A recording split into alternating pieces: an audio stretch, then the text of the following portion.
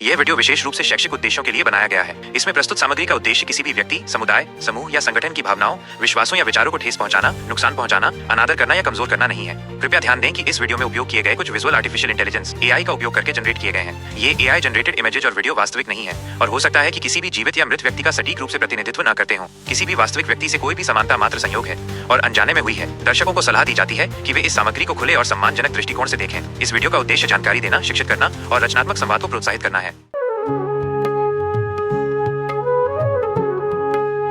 अस्सलामुअलैकुम दोस्तों, आज आप जिस सफर पर हमारा साथ देने जा रहे हैं वो सिर्फ एक यूनिवर्सिटी की कहानी नहीं बल्कि एक सोच, एक तहजीब और एक रोशन मुस्तकबिल की कहानी है। सर सैयद ने कहा था, education is the real weapon of change. इस ख्याल के साथ 1857 के गाजी दिनों में जब मुल्क अंधेरों में डूबा हुआ था, उन्होंने एक नया सपना देखा जो आगे चलकर अलीगढ़ मुस्लिम यूनिवर्सिटी बनी। एक ऐसी दरसगाह जो इल्म और रोशनी का मरकज बन गया। यहाँ से सिर्फ ग्रेजुएट्स नहीं निकले बल्कि वो अफकार्स, वो लीडर्स पैदा हुए जिन्होंने ब्रिटिश रूल के खिलाफ अपनी आवाज बुलंद की और आजादी में एक अहम हिस्सा बने। We will not bend, we will not break, we will not yield to tyranny. दोस्तों, एमयू सिर्फ एक यूनिवर्सिटी नहीं बल्कि एक मूवमेंट है, एक सफर है स्ट्रगल की, सैक्रिफाइस की और सक्सेस की। आज हम इस डॉक्यूमेंट्री के जरिए आपको इल्म के किले की सैर कराएंगे जहाँ की हर दीवार एक कहानी सुनाती है और हर राह सर सैयद के सोच को जिंदा करती है। Welcome to the legacy of MU, a cradle of knowledge, culture and change.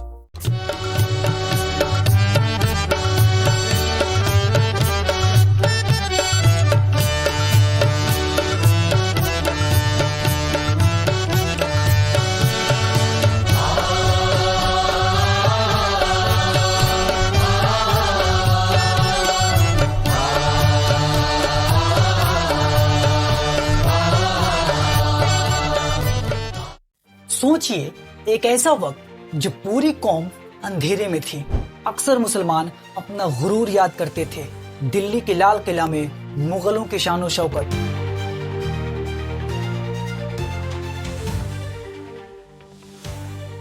Taj Mahal का हुस्न और हिंदुस्तान की तहजीब जो पूरी दुनिया में मशहूर थी। लेकिन 19वीं सदी के आखिर तक सब कुछ बदल गया था। मुगल सल्तनत सिर्फ नाम की रह गई थी। ब्रिटिश हुकूमत हिंदुस्तान के कोने कोने में अपनी ताकत दिखा रही थी और इसी बदलते दौर में एक शख्सियत उभरी, सर सैयद अहमद खान। ये कहानी उन्हीं से शुरू होती है।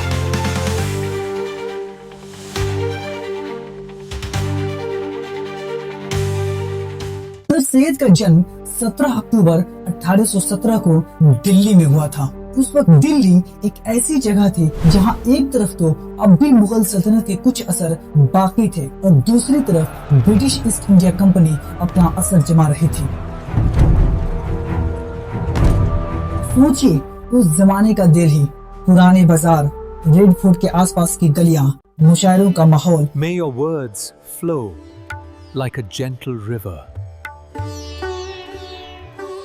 और साथ ही एक गिरती हुई मुगल सल्तनत जिसमें लोग एक नए दौर की आहट सुन रहे थे। सर सैयद ने शुरुआती तालीम अरबी और पर्शियन में हासिल की। उस वक्त इंग्लिश और मॉडर्न साइंस का तालीम आम नहीं थी। लोग उन्हें फिरंगी का इल्म समझकर दूर रहते थे। सर सैयद भी पहले इसी माहौल में थे, लेकिन उनके अंदर एक ऐसा जज्बा था जो वक्त के साथ बदलता गया। सर सैयद ने पहले ईस्ट इंडिया कंपनी में नौकरी की, एक जुडिशियल क्लर्क के तौर पे। ये उनके लिए एक नई दुनिया थी। वहाँ उनका सामना ब्रिटिश कानून, उनकी जुबान और उनके तहजीब से हुआ। धीरे धीरे सर सैयद को समझ आया कि अगर भारत के मुसलमानों को आगे आने वाले वक्त में जिंदा रहना है तो उन्हें इस नए इल्म को अपनाना होगा। इसी दौर में सर सैयद की जिंदगी में एक बड़ा गम आया, उनकी बीवी का इंतकाल।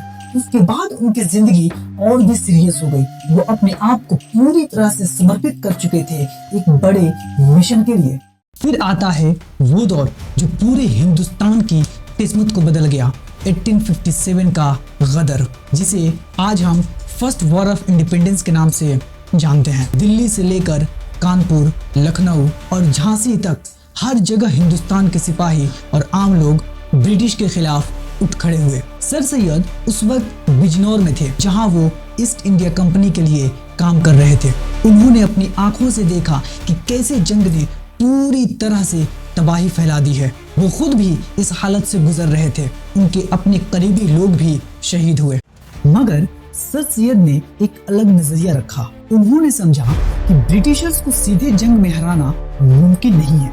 अगर मुसलमान अपनी हालत बेहतर बनाना चाहते हैं तो उन्हें इल्म, तालीम और तरक्की के जरिए अपना मुस्तकबिल बेहतर बनाना होगा। 1857 के बाद का माहौल और भी खतरनाक था। अंग्रेज मुसलमानों को शक की निगाह से देखते थे, उन्हें बागी और दुश्मन समझते थे और मुसलमान भी ब्रिटिशर्स को जालिम समझकर दूर रहा करते थे। इसी माहौल में सर सैयद के दिल में एक सोच पैदा हुई, एक ऐसी सोच जो बाद में अलीगढ़ मूवमेंट के नाम से मशहूर हुई। सर सैयद समझ गए कि मुसलमानों को पीछे रहने की सबसे बड़ी वजह उनका तालीम से दूर रहना है। उन्होंने 1859 में गुलशन स्कूल मुरादाबाद में बनाया। ये एक छोटी कोशिश थी, लेकिन एक बहुत बड़ी सोच का पहला कदम।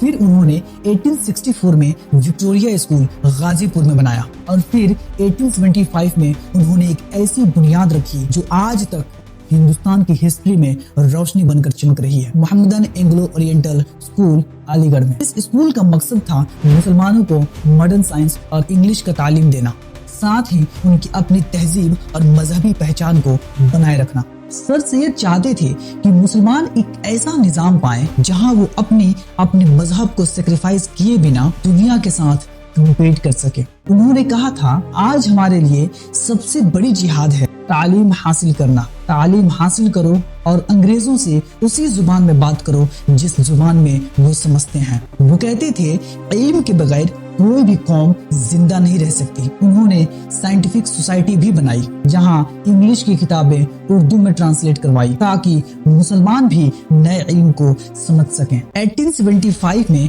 सर सैयद ने मोहम्मदन एंग्लो ओरिएंटल स्कूल की बुनियाद रखी थी। ये स्कूल उनकी सबसे बड़ी कोशिश थी मुसलमानों को नए दौर के इल्म से रोशन करने के लिए। स्कूल के बुनियाद के वक्त ही सर सैयद ने एक सपना देखा था कि एक दिन ये सिर्फ स्कूल नहीं बल्कि एक बड़ा कॉलेज बनेगा। ये छोटा सा मदरसा जो हम खोलने जा रहे हैं, अल्लाह के फजल से एक दिन आलीशान यूनिवर्सिटी बनेगा। और फिर एक ऐसी यूनिवर्सिटी जो पूरी दुनिया के मुसलमानों के लिए चिराग की रोशनी होगी।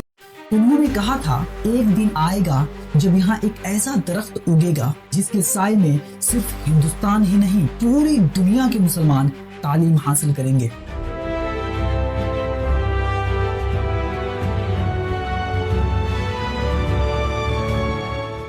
सर सैयद ने अपने स्कूल में एक नई सोच इंट्रोड्यूस की। यहाँ उर्दू और फारसी के साथ साथ इंग्लिश और मॉडर्न साइंस की तालीम भी दी जाती थी।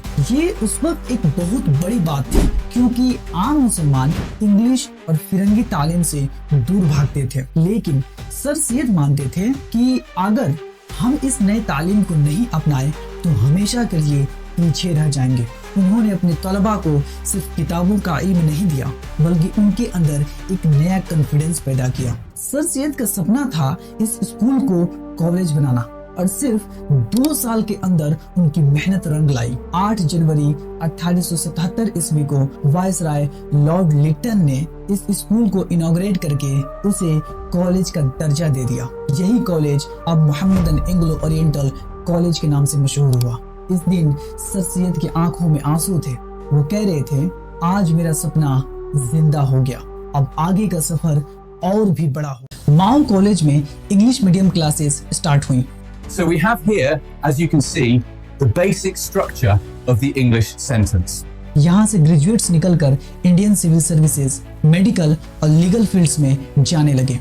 ये वही दौर था जब सर सैयद खुद तलबा को समझाते थे कि तुम लोगों के कंधों पर पूरी कौम का बोझ है। तुम सिर्फ अपने लिए नहीं, अपनी पूरी कौम के लिए तालीम हासिल कर रहे हो। Your education is not just for yourselves, but for the betterment of our entire community.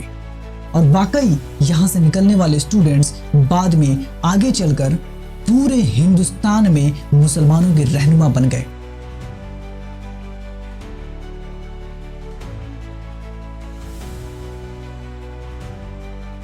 Sir Syed एक आम मौलवी नहीं थे, वो एक विजनरी थे।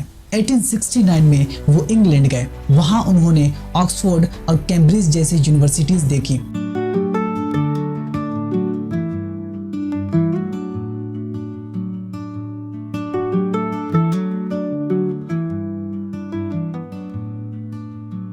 उनके दिल में एक ख्वाहिश और मजबूत हो गई कि यही निजाम मुझे हिंदुस्तान में चाहिए। उन्होंने देखा कि कैसे कॉलेजेस में लाइब्रेरीज हैं, हॉस्टल्स हैं,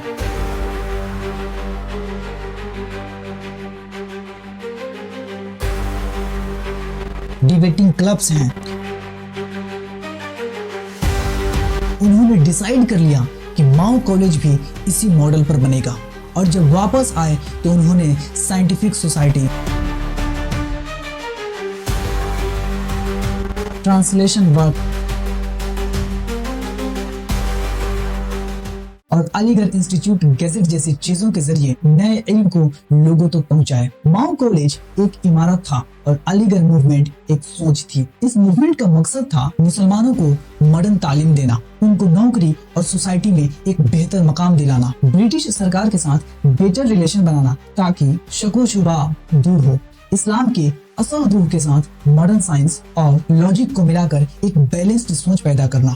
सर सैयद कहते थे इल्म का कोई मजहब नहीं होता, अगर कुरान का सच है तो साइंस भी कुरान के हक में होगी। ये सोच मुसलमानों के लिए बिल्कुल नहीं थी। एक तरफ अपना दीन और दूसरी तरफ इस दुनिया का इल्म और दोनों के दरमियान बैलेंस। लेकिन हर बड़े काम के साथ मुखालिफत भी होती है। सर सैयद पर बहुत से इल्जामात लगाए गए। कुछ लोग कहते थे कि वो मुसलमानों को अंग्रेजों का गुलाम बना रहे हैं। कुछ उलेमा ने उनको काफिर तक कह दिया क्योंकि वो इंग्लिश तालीम की दावत देते थे। उनके खिलाफ फतवे जारी हुए, लेकिन सर सैयद ने कभी अपना रास्ता बदला नहीं। वो अपनी फिक्र और अपना मिशन कभी नहीं छोड़े और धीरे धीरे लोग समझने लगे कि उनका काम मुसलमानों के मुस्तकबिल के लिए कितना जरूरी है। सर सैयद अकेले नहीं थे, उनके साथ एक पूरी टीम थी। Theodore Beck, English principal of MAO college, जो सर सैयद के सपने को पूरा करने में मददगार बने। मोहसिनुल मुल्क, सर सैयद के वफादार साथी, जो बाद में ऑल इंडिया मुस्लिम लीग में भी अहम किरदार निभाए। विकारुल मुल्क, एक और अजीम शख्सियत जो अलीगढ़ मूवमेंट को अगले दौर तक ले गए। ये लोग सर सैयद के राइट हैंड थे और इनकी ही मदद से अलीगढ़ मूवमेंट एक तहरीक बन गई। 31 मार्च 1898 को सर सैयद का इंतकाल हो गया। जब उनका जनाजा माओ कॉलेज के अंदर उठाया गया तो हर तरफ आंसुओं का समंदर था और मुसलमानों की आंखों में एक बड़ा सवाल कि अब हमें कौन लीड करेगा। सर सैयद ने अपनी जिंदगी भर मुसलमानों को तालीम और मॉडर्न साइंस की तरफ धकेला, लेकिन उनके गुजर जाने के बाद कॉलेज और मूवमेंट दोनों के फ्यूचर पर सवाल उठ खड़ा हुआ। लेकिन उनके वफादारों ने उनकी सोच को छोड़ा नहीं। मोहसिनुल मुल्क, विकारुल मुल्क और उनके शागिर्दों ने मूवमेंट का मशाल अपने कंधों पर उठा ली। इसी दौर में माओ कॉलेज सिर्फ एक तालीमी इदारा नहीं बल्कि एक कौमी मरकज बन गया। यहाँ से निकलने वाले स्टूडेंट्स, जजेस, वकील, डॉक्टर्स, अफसर्स और सियासतदान तक बनने लगे। कॉलेज का करिकुलम और भी मजबूत किया गया। इंग्लिश, साइंस, लॉ और आर्ट्स के साथ इस्लामिक स्टडीज भी और मजबूती से पढ़ाई गई। और सबसे बड़ी बात, माओ कॉलेज के स्टूडेंट्स में एक नई कौमी शऊर पैदा होने लगी। 1906 ईस्वी एक नया मोड़ था। बंगाल का पार्टीशन और मुस्लिम्स और हिंदूज के बीच पॉलिटिकल डिफरेंसेस बढ़ने लगी। इसी दौर में 30 दिसंबर 1906 ईस्वी को ढाका में ऑल इंडिया मुस्लिम लीग की बुनियाद रखी गई। सर सैयद ने 1886 में मोहम्मदन एजुकेशनल कॉन्फ्रेंस बनाई थी। ये कॉन्फ्रेंस हर साल होती थी